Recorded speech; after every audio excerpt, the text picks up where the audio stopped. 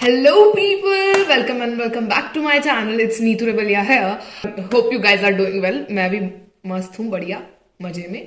तो आज अभी मैंने कल रात को डाला था पोल एक, जिसमें I was asking you guys that कौन सी वीडियो आनी चाहिए। तो उसमें मैंने पूछा था कि mistakes I did during my CA foundation and best CA foundation channel, मतलब जो फ्री में पढ़ा रहे हो। सो आपने कुछ ज्यादा ही बहुमत से what mistakes I did during my C foundation को जिता दिया है। तो यस, आज वो वीडियो मैं भी शूट कर रही हूँ। तो सबसे पहले ये वीडियो सिर्फ मैं अपनी मिस्टेक्स के बारे में बात नहीं करूंगी, इसमें I will also talk about tips and advice जो मैं आप सभी को देना चाहूंगी, जो कि शायद मैंने फॉलो करी हैं, मैंने कुछ फॉलो नहीं करी।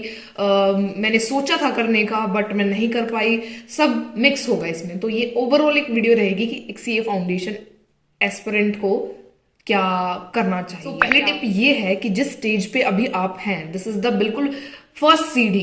तो इस फर्स्ट सीढ़ी पे आप अपने आप को एकदम ठान लीजिए कि आपको सीए करना है।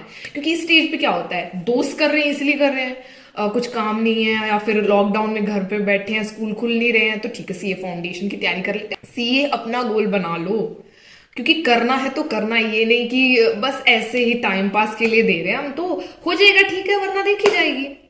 बिल्कुल नहीं, अगर आपने सोच लिया है, ठान लिया है तो करना है, करेंगे और क्लियर करेंगे ना। बिकॉज अगर आपने ये अगर नहीं सोचा ना तो आप लीनियंट रहेंगे। और वही मेरी सेकंड एडवाइस टिप जो है कि लीनियंट नहीं होना। अब अगर आपने सीए करना शुरू कर दिया है, आप पढ़ाई कर रहे हैं फाउंडेशन के लिए, तो लीनियंट होना त्याग दीजिए। आज नहीं करता कल कर लूंगा, अभी ये टॉपिक करने का मन नहीं है, बाद में देखेंगे, ये नहीं होगा भाई, ये बहुत मुश्किल है, छोड़ देते हैं, ऐसे नहीं चलेगा। अभी अगर करना है तो करना है, एज आई सेड दैट। तो लीनियंसी बिल्कुल खत्म हो जानी चाहिए। थर्ड टिप आती है मेरे पास कि अपना डे आपको प्रिपेयर करना है। आपको पता होना चाहिए आपके माइंड में कि आज मुझे ये वाला चैप्टर करना है, ये वाला टॉपिक कवर करना है। टाइम टेबल बनाओ और उसके अकॉर्डिंग वर्क करो। अपने गोल सेट करो, उनके गोल्स के अकॉर्डिंग अपना वर्क करो। फिर उसके बाद अगर आपको लगता है कि आप सीए फाउंडेशन इतना इजी लग रहा है आपको कि आप खुद सेल्फ स्टडी से कर सकते हैं, तो वेल एंड गुड। और अगर आप चाहते हैं कि मैं सीए फाउंडेशन की फ्री जो यूट्यूब चैनल जो फुल कोर्स कवर कर रहे हैं उनके लिए एक वीडियो बनाऊं, तो बिल्कुल, बिकॉज कमेंट्स में मेरे पास आया था कि सीए फाउंडेशन के लिए जो बेस्ट यूट्यूब चैनल है उनकी एक वीडियो बना दो। तो आई थिंक जिनको अगर आपको चाहिए तो कमेंट सेक्शन में बता देना, आई विल मेक वन। तो अगर आप पढ़ाई कर रहे हैं तो आपने सोच लिया कि आपको इस टीचर से पढ़ना है। अगर आपको कहीं भी जरा सा भी डाउट होता है ना इस लेवल पे आके कि आपको इस चैप्टर में या फिर इस आपको कहीं भी थोड़ा सा लगता है कि इस सब्जेक्ट में आपको डिफिकल्टी हो रही है और इसमें आपको गाइडेंस की जरूरत है, जो कि होता है, क्योंकि मेरे साथ ऐसा हुआ था। यहाँ पे मैंने मिस्टेक करी थी। मुझे भी लगता है कि मुझे लॉ के लिए एक अच्छा टीचर ले लेना चाहिए था, पेड ट्यूशन ज्वाइन कर लेना चाहिए था। बिकॉज आई थिंक कि लॉ एक ऐसा नया सब्जेक्ट है, क्योंकि लॉ नया सब्जेक्ट है और हमने कभी नहीं पढ़ा, तो उसको एकदम बेसिक से शुरुआत करना थोड़ा मुश्किल हो जाता है। उसको लिखना, उसके बारे में टिप्स एंड ट्रिक्स जो भी होता है लॉ के लिए, वो मुझे लगता है कि कहीं मैं लैग कर गई, मुझे ट्यूशन ले लेनी चाहिए थी। तो ये थी मेरी मिस्टेक जो कि मैंने फेस करी ड्यूरिंग माय सीए फाउंडेशन। तो अगर आपको जरा सा भी किसी भी सब्जेक्ट में लगता है, आपको लॉ में लग रहा है, आपको मैथ्स में लग रहा है, आपको अकाउंट्स में लग रहा है, या फिर बीसी के बीसीआर, किसी भी सब्जेक्ट में अगर आपको लग रहा है कि आप नहीं कर पा रहे और यही आपको आगे जाके आपकी मिस्टेक बड़ी बन जाएगी, क्योंकि अगर अभी आप इस मिस्टेक को सॉर्ट कर लेंगे, इस मिस्टेक को नहीं होने देंगे, तो आगे आपको बड़ी प्रॉब्लम नहीं देंगे। Because mistakes really hurts in future. तो बिल्कुल भी जरा सा भी आपको डाउट में नहीं रहना है कि ये सब्जेक्ट की ले लेनी चाहिए थी या फिर ये यूट्यूब से ही देख लेंगे। अगर आपको लग रहा है तो पेड ट्यूशन जरूर ज्वाइन कर लीजिए।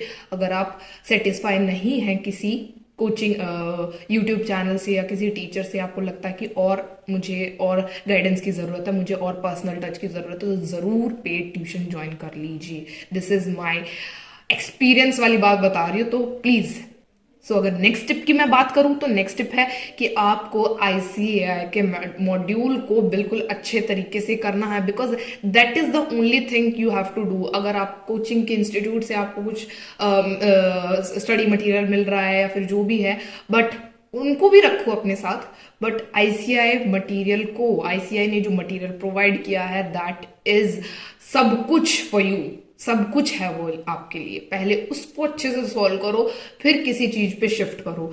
This is also a request to you guys कि ICI material is everything.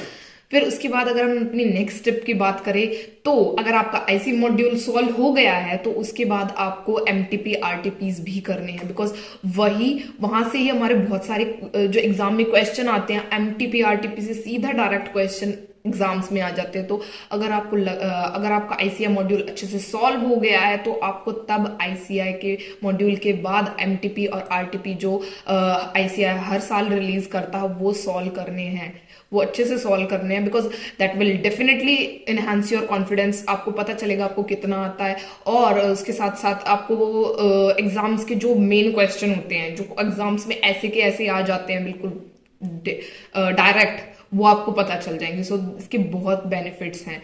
And अगर आपके एमटीपी आरटीपीज हो गए हैं तो past year papers why not उनको भी सॉल्व करें, बिकॉज पास्ट ईयर क्वेश्चन बदलते नहीं है, क्वेश्चन वही रहते हैं, बस उसमें छोटी छोटी अमेंडमेंट्स कर देते हैं। पास्ट ईयर पेपर्स से उठा लिए, डिजिट चेंज कर दी, नाम चेंज कर दिए, क्वेश्चंस तो वही रहते हैं, क्वेश्चन चेंज नहीं होते, ज्यादातर वही क्वेश्चन होते हैं और वही आपसे पूछ लिए जाते हैं। तो पास्ट ईयर पेपर सबसे पहले MTP RTP then past year papers पे शिफ्ट होना है। ये सब सॉल्व हो गया तो very nice, very well done. Next step ये है कि अगर आप पढ़ रहे हैं, कोई भी सब्जेक्ट पढ़ रहे हैं, जैसे कि लॉ पढ़ रहे हैं, मैथ्स पढ़ रहे हैं, अकाउंट्स पढ़ रहे हैं, तो इन सब के आप साथ के साथ नोट्स बनाओ। आपको लगता है कि ये इंपॉर्टेंट चीज है तो उसको लिखो। जैसे अगर मैं लॉ की बात करूँ तो लॉ के नोट्स बनाने बहुत ज्यादा इंपॉर्टेंट है। अगर आप उसके नोट्स नहीं बनाओगे तो एंड डे पे आपको लगेगा कि इतनी बड़ी बुक है, इतनी भारी बुक है, आपके पास दो सब्जेक्ट रहेंगे उस टाइम, लॉ भी होगा, बीसीआर भी होगा, तो आपको वो दोनों सब्जेक्ट्स पढ़ने पड़ेंगे और आपके लिए बहुत पहाड़ जितना सिलेबस होगा, क्योंकि आपको लगेगा कि इतनी बड़ी बुक, इतनी मोटी बुक आप एक दिन में कैसे कंप्लीट करेंगे। तो वो बहुत ज्यादा आपके लिए फिर डिफिकल्टी वाला टाइम हो जाएगा, आप क्योस में आ जाएंगे, आपका दिमाग घूम सकता है, घूम सकता है। बिकॉज इसलिए मैं आपको कह रही हूँ नोट्स बनाने बहुत जरूरी है। और मैथ्स में आप फॉर्मूला नोटबुक बना सकते हैं, उसमें सारे फॉर्मूलाज लिखें। अकाउंट्स में आपको स्पेशल एंट्रीज होती हैं कोई तो वो एंट्रीज के नोट्स बनाओ। मतलब अगर जो भी आपको समझ में आता है, जो भी आपको इंपॉर्टेंट लगता है, सब के आप नोट्स बनाओ। एग्जाम डे से पहले वो सब चीजें आपके लिए it's like treasure for you, जो कि आपने खुद बनाया है। सो अगर नेक्स्ट टिप की मैं अगर बात करूं तो नेक्स्ट टिप आती है स्टेशनरी। Very important. आपको जो स्टेशनरी आपको अपने एग्जाम्स में यूज करनी है वही स्टेशनरी आप अभी से परचेज कर लीजिए, बिकॉज आपका हाथ बैठ जाएगा उन चीजों पे। जिस कंपनी का प्रोडक्ट आपने यूज करना, लाइक पेन, आपने उसी कंपनी का प्रोडक्ट पेन अभी से ही परचेज कर लेना और हमेशा से वही खरीदना और उसी से प्रैक्टिस करनी है। Black pen, obviously black pen से तैयारी करनी शुरू करो, तो जो भी आप काम करो ब्लैक पेन से करो। प्रैक्टिस करनी है, नोट्स बनाने, सब कुछ ब्लैक पेन से, और उसी कंपनी का ही आपको हमेशा से उसी कंपनी के प्रोडक्ट से आपको प्रैक्टिस करनी। One more thing I want to suggest you, pen खरीदे, हल्का पेन खरीदे, बिकॉज एवरीवन नोज दैट कि जितना ज्यादा वेट होगा उतनी ज्यादा स्पीड कम होगी। इतना बेसिक फिजिक्स तो सबको ही पता है।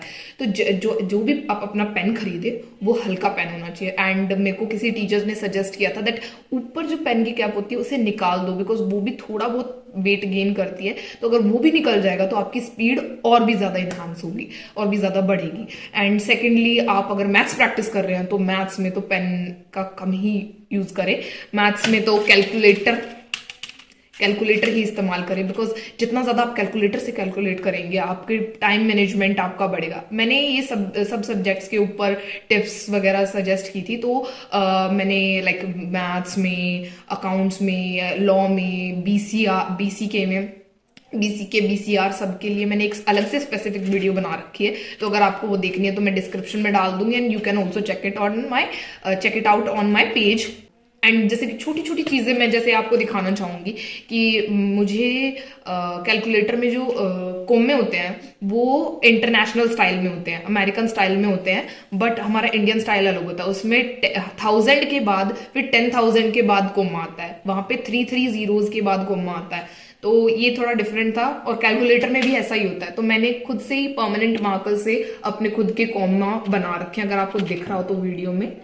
हाँ, तो इस तरीके से ये मेरे को हेल्प करते हैं जल्दी से डिजिट को प्रोसेस करने में, कि वो 10,000 है, उससे बड़ी है, लैक्स में है या करोड़ में है। तो ये भी छोटी छोटी टिप्स चीजें हैं जो मैं करती हूँ, अगर आपको अच्छी लगे तो आप भी कर सकते हैं। परमानेंट मार्कर से मैंने लगा रखे निशान। और फिर उसके बाद अगर मैं नेक्स्ट टिप की बात करूँ तो नेक्स्ट टिप में आता है BCR एंड BCK। उनको इग्नोर नहीं करना है, वो सब करते हैं। सब की सबसे बड़ी गलती ये रहती है, BCK और BCR को तो ऐसे इग्नोर करते हैं जैसे तो उनकी कोई वेटेज है ही नहीं। तो उनको इग्नोर नहीं करना, उनको भी प्रॉपर टाइम देना, बिकॉज दोनों ही 40-40 मार्क्स के लिए आते हैं। एंड लॉ अगर आपको डिफिकल्ट लगता है तो BCR इज लाइक भगवान फॉर यू। वो 40 नंबर आप वहां से गेन कर सकते हैं, तो उनको बिल्कुल भी आप इग्नोर ना करें, उनको भी उतनी ही इंपॉर्टेंस दें, क्योंकि वो आपको पेपर में फेल होने तक को बचा सकते हैं।